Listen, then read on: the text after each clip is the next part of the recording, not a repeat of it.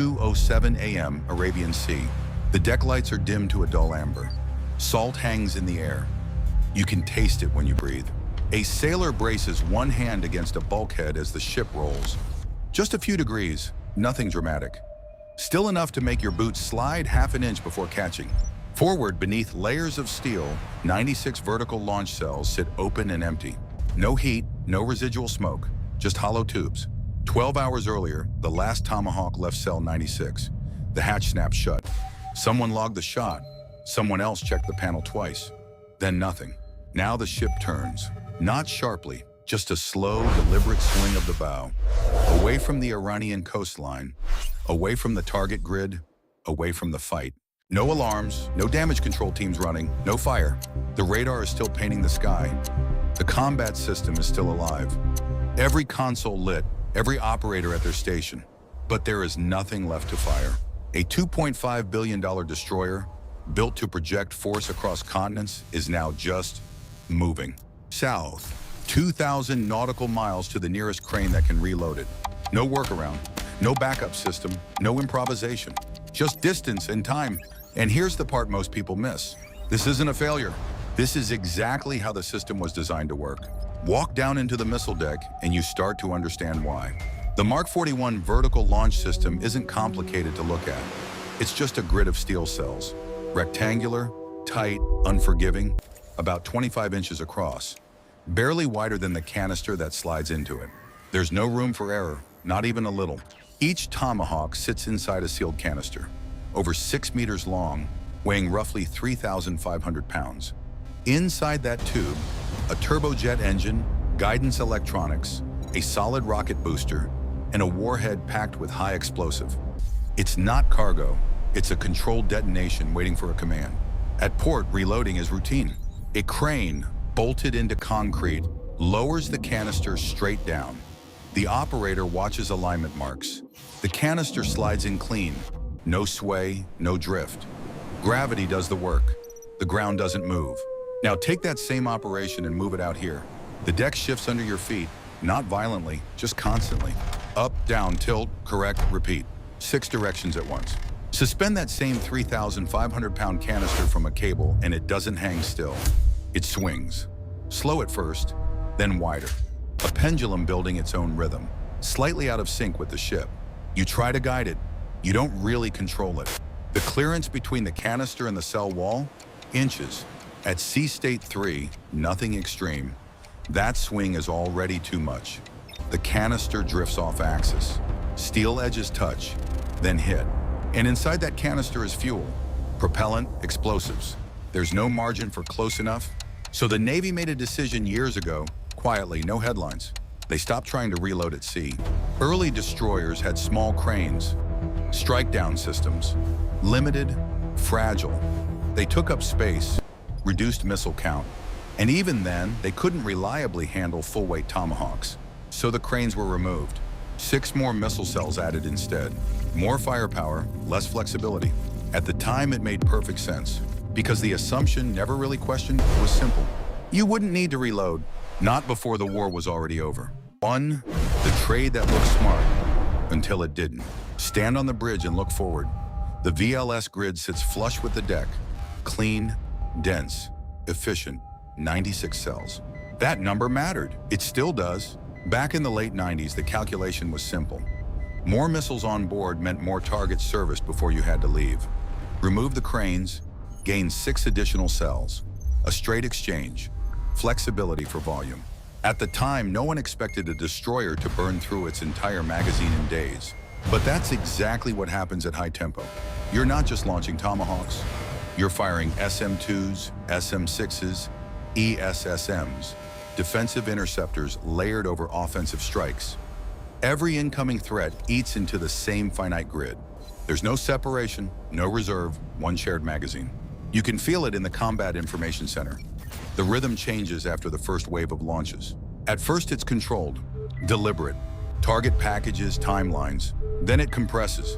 More tracks, more calls, faster decisions. Shooter ready. Fire. Next. No pause between. The system doesn't slow down when the cells start to empty. People do. Operators glance at the remaining count. Quietly. No one says it out loud at first, but everyone sees the same number ticking down. And once it hits 0, the ship changes roles instantly, from striker to spectator. 2. Firepower creates its own weakness. Run the numbers without emotion. A destroyer with 96 cells operating at full tempo can expend its offensive load in a matter of days, not weeks.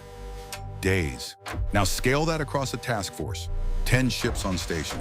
After the first week, 3 are out of missiles and already heading south. 3 are waiting for a crane somewhere, and port 4 are still in the fight. That's your real combat power. Not 10 ships, 4. The rest are moving, waiting, burning fuel. You don't see this on a map, but you see it in timing gaps, windows, and adversaries don't need perfect intelligence to notice patterns. They just need patience. We've seen this before. Red Sea, 2024. Destroyers intercepting drones and missiles, day after day. Successful engagements, clean kills. Then one leaves. Transit to reload. There's a delay before the next one rotates in. That gap, just hours, sometimes a day, is enough. A missile gets through. A tanker loses propulsion. Another ship takes a hit days later. Not because defenses failed, because defenses weren't there. That's the part people misunderstand. In modern naval warfare, absence is vulnerability. Not weakness, not incompetence, just absence. 3. Why the old solutions don't scale. There's a tendency to look backward for answers. World War II gets mentioned a lot. Side-by-side replenishment, cargo nets, sailors hauling bombs across cables between ships moving in formation. It worked then because the weapons were different. A 500-pound bomb is dense, compact. You can cradle it, secure it, absorb impact if it swings. It tolerates imperfection. A Tomahawk doesn't. It's long, rigid, packed with systems that don't like sudden forces or misalignment. You're not just moving weight, you're managing geometry. Try to guide a 6-meter cylinder into a tight steel sleeve while both platforms move independently. Now remove visual stability, add darkness, add sea spray, add fatigue. There is no margin left. That's why every previous attempt failed. Not because of poor engineering, because the physics didn't cooperate. A suspended load will always become a pendulum, and a pendulum doesn't care about your tolerance requirements. 4. The engineering break, tram. The shift didn't come from better cranes. It came from abandoning the idea of suspension entirely. No cable, no free swing. Clamp the canister. Fix it rigidly to a frame that's physically tied into the ship. Now when the ship moves, the load moves with it. No relative motion, no lag. That's the key. Tram, the transferable reload at sea method, does exactly that. Picture it step by step. A supply ship pulls alongside. Standard underway replenishment distance. Lines across, tensioned. The canister transfers horizontally, controlled. Once on board, hydraulic arms lock onto it, not loosely, fully constrained. From there, it rides a rail system, bolted directly to the VLS structure. Not above it, not near it, connected. The system slides the canister into position, rotates it upright, lowers it down along a guided path. No swinging, no guesswork. Everything moves as one rigid body. That's how you defeat the pendulum. It's not elegant, it's not simple, but it works. Tests proved it. Then again in 2025, sea state wasn't calm, not perfect, but real. The canister went in. Clean. 5. The problem tram doesn't solve. Now step back. Tram changes logistics dramatically. Reload time drops from weeks to hours. Ships stay on station, gaps shrink, rotation stabilizes. That's a major shift. But it doesn't touch the deeper constraint, because tram doesn't create missiles. It just moves them. Look at the numbers again. 850 Tomahawks fired in 5 weeks. Production rate before the conflict, 60 to 90 per year. That's not a mismatch. That's a structural disconnect. You burned through roughly a decade of production in just over a month. Even if every destroyer could reload at sea tomorrow, the question remains. Reload with what? Missiles don't appear on supply ships by default. They come from factories, and factories operate on a different timeline. Months, years, not hours. Each Tomahawk involves hundreds of suppliers. Precision machining, assembly, testing, certification.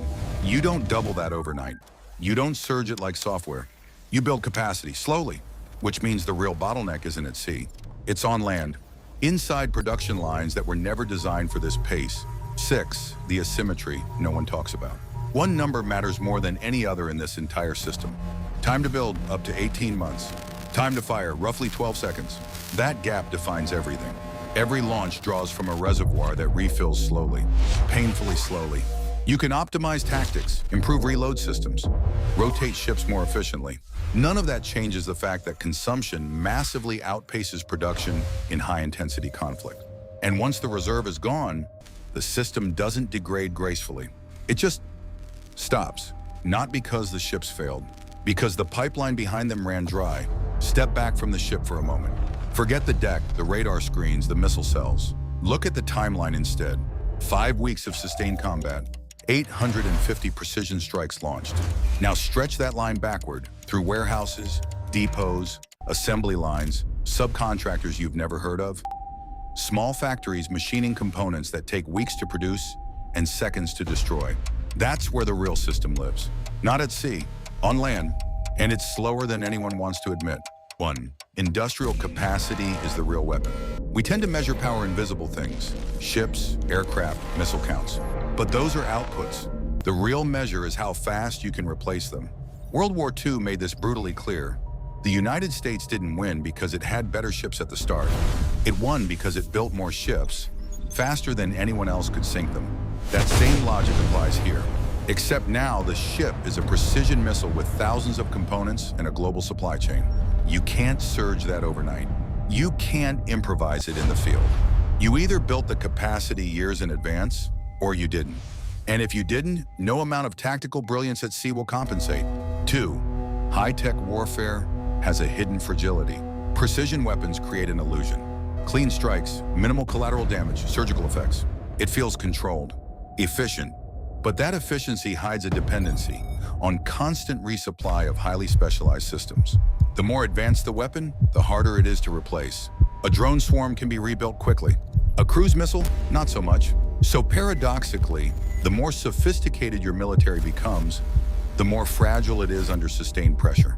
Not tactically, logistically. 3. Presence matters more than power. A destroyer with empty cells is still a powerful machine on paper. It has sensors, it has command systems, it has defensive capability up to a point. But in practice, its role changes. It stops shaping the battlefield. And presence, actual physical presence, starts to thin out. We saw what happens when that presence breaks. Gaps form. Not large ones, not obvious ones, just enough. And adversaries don't need dominance to exploit those gaps. They just need timing. That's the uncomfortable truth. You don't lose control all at once. You lose it in pieces, in hours where no one is there. 4. Engineering solves problems, but not all of them. TRAM is a real achievement. It removes a constraint that stood for decades. It turns a 3-week logistics loop into a same-day operation. That matters. A lot. But it's also a reminder of something deeper. Engineering solves local problems. It doesn't automatically solve system-level constraints. You can fix reloading. You can optimize transport. You can streamline handling. But if the upstream system, the factories, the supply chains, the workforce, can't keep pace, the bottleneck just moves. It doesn't disappear. 5. Future wars will be fought in factories. This isn't theoretical anymore. This is already happening. Look at Ukraine. Artillery consumption outpaced production within months. Both sides scrambled, not for better guns, but for more shells. Now apply that to precision warfare at sea. The scale is different. The complexity is higher. The timelines are longer, which means the stakes are even greater. The next conflict won't just test fleets, it will test industrial ecosystems. Who can build faster? Who can adapt supply chains under pressure? Who can sustain output when demand spikes beyond anything planned? 6. The assumption that broke. For 25 years, the system worked. Because the assumption held, wars would be short. Strike packages would be limited. Inventory would be sufficient. That assumption is gone. And once it's gone, everything built on top of it starts to show strain. Not immediately, but inevitably. The empty missile cells aren't a failure of design. They're a failure of expectation. Go back to that ship, still moving south. Same speed, same heading. Nothing dramatic. No one is running, no alarms are sounding. But the fight is getting farther away with every mile. Inside the hull, those 96 cells are still empty. They'll be filled again, eventually. After the transit, after the wait, after the crane lowers each canister back into place. And when that's done, the ship will turn around. Head north, rejoin the fight. But the question isn't whether it can come back. It's how many times it can do this before something upstream breaks. Because the limiting factor isn't the ship, It isn't the crew. It isn't even the reload system anymore. It's the pace at which the system behind them can keep up. Steel, electronics, labor, time. Modern naval power doesn't end when the last missile is fired. It pauses. And whether it resumes quickly or not at all depends on machines no one sees.